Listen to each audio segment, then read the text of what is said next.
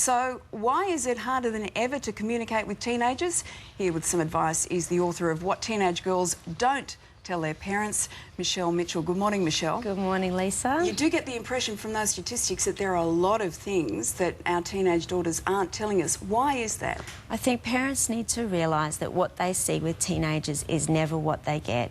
Teenagers live with a cover and an inside story, and their cover is who they want people to think that they are. They want their parents to think that they're independent and all grown up and already know everything.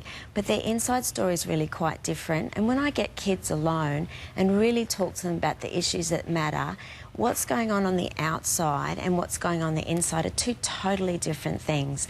They might be saying to their mums, I hate you, you're a freak, you're the weirdest mum in the world, you won't let me do anything. And I get them alone, and when I really ask them, look, do you hate your mum? They'll say to me, of course I don't hate my mum. She's my mum, you know. I just get annoyed at her sometimes. And there's this real contradiction between what happens on the outside and what's really going on inside our kids' lives.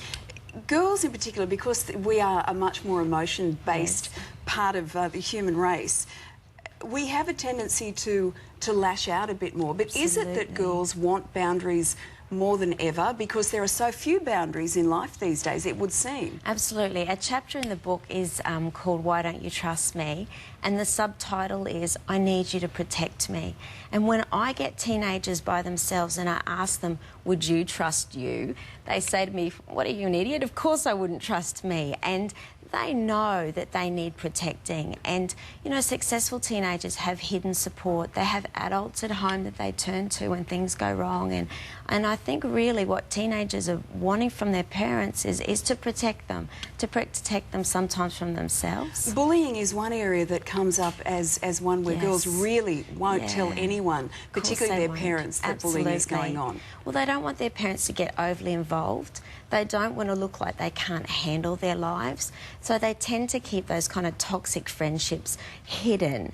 They don't want their parents to not let them go out, so they try and handle things by themselves. So for all of those parents watching who feel like the communication lines have completely shut down and they want to get back inside the hearts and minds of their teenage daughters, how do they do that? Well, there's some good communication tips I've got in the books, but one of them is to help your teenager have control of the communication process. So oftentimes teenagers are met by their mums when they come home with this barrage of questions, and teenagers just don't work like that. Let them decide when, where, how they communicate. And you might like to say to your girl, look, I'd love to hear what you think about this. I'm here for you when you're ready to talk about it. And then mums do nothing. And you'll be surprised how many teenagers actually come and talk to their parents. Because you've left that door ajar. Absolutely. OK, well, the book is called What Teenage Girls Don't Tell Their Parents. There's a few surprises in there, but some wonderful advice as well. Michelle, thanks a lot. It's a great book, Carl. Give it to Cass. She's only 6. Never too young to start. So nervous, so nervous. Yeah, good stuff.